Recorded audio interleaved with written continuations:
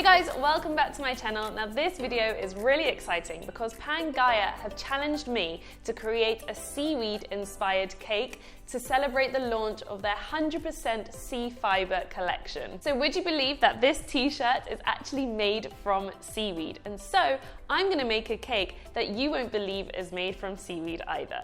I'm going to use this powder called spirulina.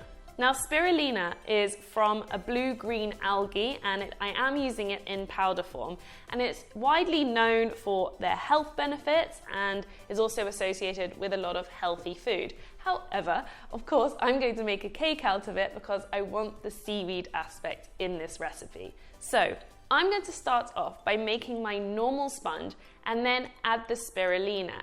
And my idea is to create this ombre effect in the layers of sponges. So not only does spirulina have quite a strong flavor, which I'm going to balance out in the sweetness of the cake, it's also really strong in color. And so I'm going to color each layer of sponge differently by adding different amounts of spirulina. So I'm going to be making a 6-inch cake, but because I'm going to bake each layer separately, I've increased the recipe slightly. So I've written all the quantities below, but as usual, I'm going to start off with some melted butter straight into a bowl, along with some sugar and a pinch of vanilla too.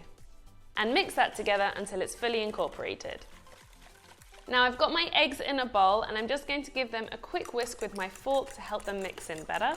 And they can go straight in too. And whisk into the butter and sugar. And then I've got some plain flour and baking powder here, and that's going to go straight in the bowl. And slowly fold that in. And after a good mix, you get a beautiful, smooth batter.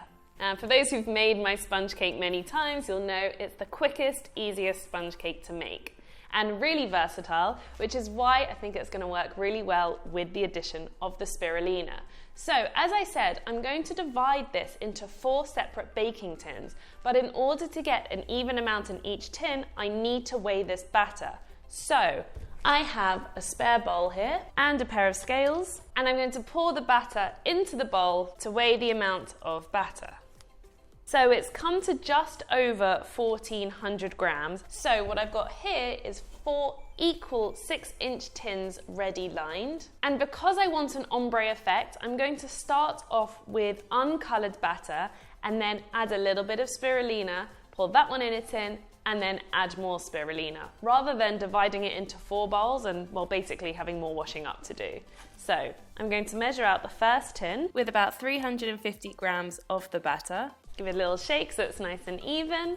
And then I'm going to add my first bit of spirulina. Now I do think it's quite a strong color, so I'm only going to do half a teaspoon of the powder at one time. And I'm also going to use a sieve because it can be lumpy too. So here's half a teaspoon, may even go in with a quarter. So I can actually smell the spirulina. It has a really strong smell, which isn't always the most pleasant.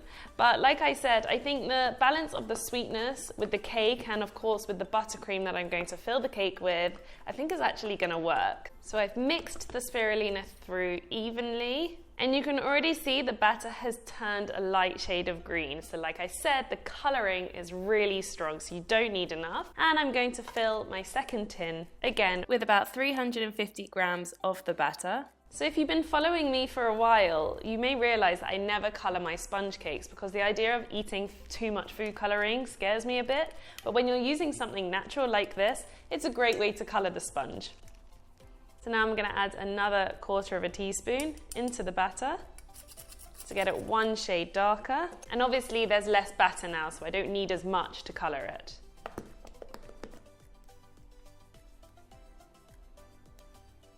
And then finally, the last bit of spirulina for the darkest layer of cake.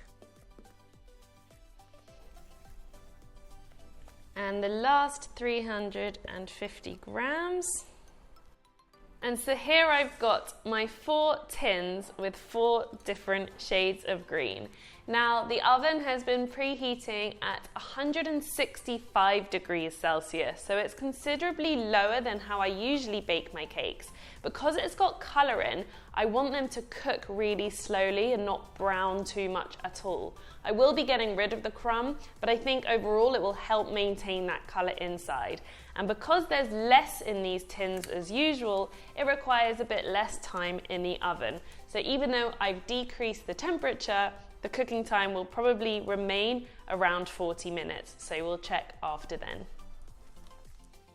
So the cakes have baked and I've left them in the tins for 5 minutes just so they're cool enough to handle. I can see that the colour is coming through, but I think it's going to be a lot more apparent when I cut off all the crumbs. So I'm just going to take them out of the tins and remove the paper. And I can see that they've baked nice and evenly too. So I'm going to leave them to cool completely on the cooling rack, wrap them in cling film, and then decorate them tomorrow. So my sponges have been resting in the cling film overnight, but before I cut into them, I wanted to add another seaweed element to the cake. So what I have here is I've actually been simmering some of the wakame dried seaweed in a sugar syrup. So same amounts of sugar and water on a low heat, put the seaweed in, and I've left it for about 20 minutes. And the seaweed has absorbed the sugar, and when I take it out of the pan and put it onto this non-stick tray, what will hopefully happen is that the seaweed will harden and maintain this sweetness, and hopefully be a really nice balance between the seaweed flavour and the sweetness of the sugar. So this is actually the same technique that I do for crystallizing lemon peel, for example. And I'm just going to separate that out. And I'm going to leave this to the side to harden completely, and then this is what's going to go in between the cake layers and buttercream. So here are the cake layers that I baked yesterday, and the cling film just keeps them fresh overnight. And I can also feel that they've kept nice and moist too. Because there is a layer of crumb on the top and bottom and around the sides of the cake, you can't see which layer is the darkest. So not only am I going to level off the top like I usually do, I'm also going to level off the bottom and cut away that crumb layer and go round the sides, because I'm going to want this naked effect so you can see the ombre from the outside. So I'm going to start off with what I think is the darkest layer and cut it how I usually would. So turning and cutting gradually. And the moment of truth to see the colour on the inside. Wow, so that's such a rich colour, and that's just from the spirulina powder. I am going to do a taste test after this because I have to see what this tastes like. But before then, I'm going to flip this layer and cut away this bottom crumb layer. So it's a little bit more tricky than cutting the top because it's only a thin layer you want to cut off. And this will also make sure there are no brown layers once you cut through the cake too. So I don't want any of this crumb on any of the layers. So what I've also got here is a metal ring, which is just smaller than the tin I cooked the cakes in. So what I'm going to do is actually place it just on top of the cakes, and then with a small knife, go around the inside, and I'm cutting away that outside layer of crumb. And I'm using the ring as a guide, so I maintain the round shape. Like that. So now I can see the true colour of the sponge from the outside. So I'm going to repeat this for all the other layers and hopefully get that ombre effect throughout all the layers.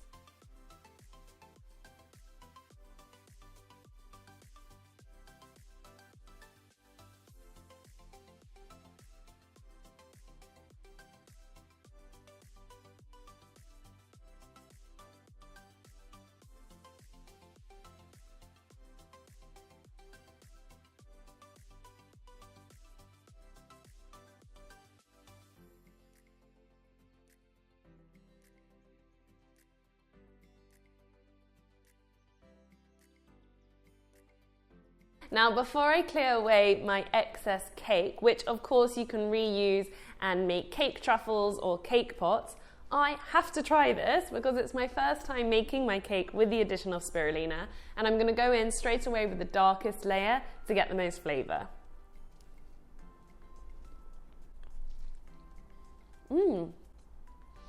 There is a hint of the flavour, but I think what it does mostly is just de-sweeten the cake slightly. Tastes really good. Wow. Oh, there is a little aftertaste. But still, the sweetness of the cake and the spirulina really balance each other out. And it actually tastes really good. So I think there is enough flavour in the cake layers. So I am actually going to pair the cake with my vanilla Swiss meringue buttercream. You can, of course, flavour this accordingly if you want to add another flavour to the buttercream. I wouldn't add the spirulina because the spirulina is a powder and I don't want to taste the texture of the powder in the buttercream. But like I said, I think there's enough flavour in the cake. So I'm just going to clear up this mess and then get stacking. So my cake is ready to be decorated, and I'm actually using a reusable acrylic disc rather than a cake board. PANGAIA is all about sustainability, so I thought I'd do my part by using this reusable board instead of a cardboard one.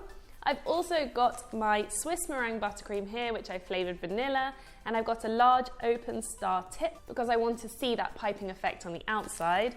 And I also have a piece of acetate that is long enough to go around the cake. And in case you're wondering, I actually always reuse these. I just wash them up and leave them to dry, and you can use them again and again.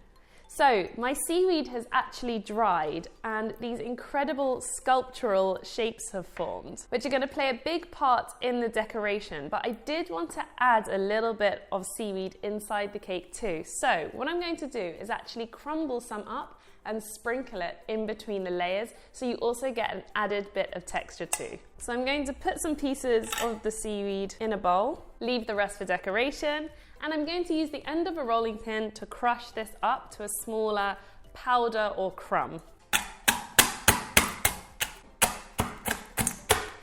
So now I've got smaller pieces of the seaweed. Now it is quite hard at this point because of the sugar, but once it sits in between the layers of the buttercream, it does soften up, so it's easier to eat.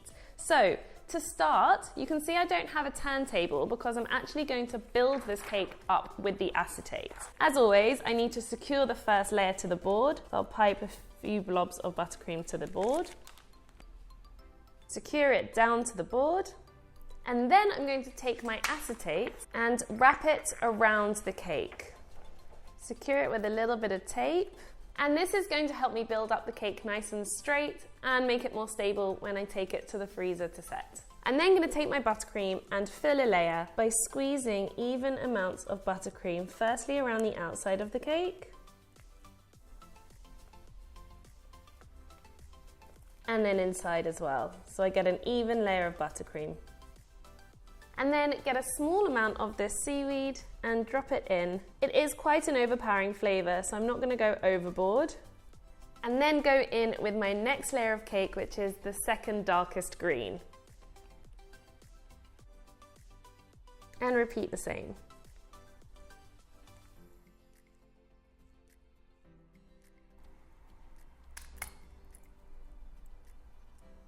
Second to last layer.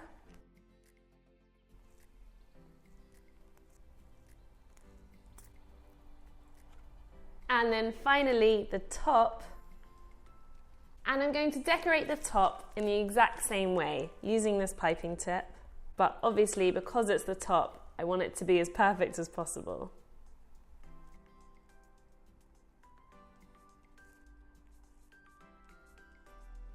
So that cake is nice and straight. I'm going to transfer it into the freezer because I want it to firm up to become nice and solid before I finish off with the final decorations. So into the freezer for about 15 minutes. So while I'm waiting for the cake to set in the freezer, I'm just going to finish off this seaweed decoration. Now, as I said, they came out in these beautiful sculptural shapes, but I want to add the George's touch and dust them in gold. So what I've got here is some edible gold powder and a dusting brush, which is just a fat paintbrush basically. And I'm going to dip the brush in the powder, tap off the excess, and just gently dab it on the seaweed. And because the seaweed is a little bit sticky because of the sugar, you really don't need a lot for this. And the gold is just going to enhance that wonderful organic shape of the seaweed. Wow, it hardly looks edible anymore. It's really beautiful how this is coming out. Kind of looks like metal now. I love this effect.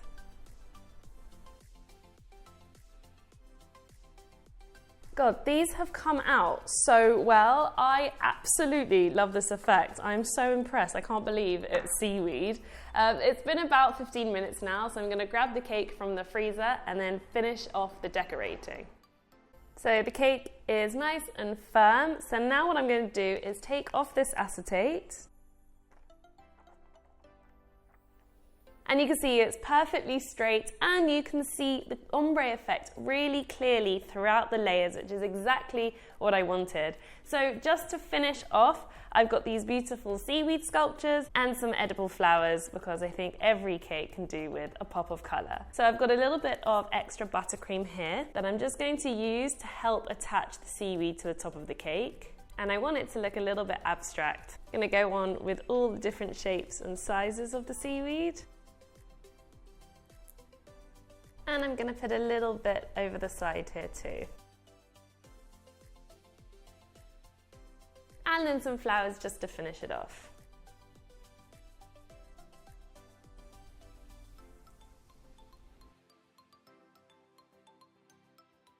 So there you go, my take on a seaweed cake. Thank you so much to PANGAIA for putting me up to this challenge. I really enjoyed it and learnt some really cool techniques too. I can promise you'll be seeing more of these seaweed sculptures on future cakes of mine. In the meantime, go ahead and check out PANGAIA's new C-fibre clothing range. Not only is it sustainable, but it is super comfortable, looks good, and due to the peppermint oils as well as the seaweed, it lasts a long time without being washed. So what more can you want? I hope you enjoyed this video. If you do try it out, tag me at George's Cakes and PANGAIA at PANGAIA on Instagram. We'd love to see your seaweed creations. I hope you enjoyed it, and we'll see you very soon.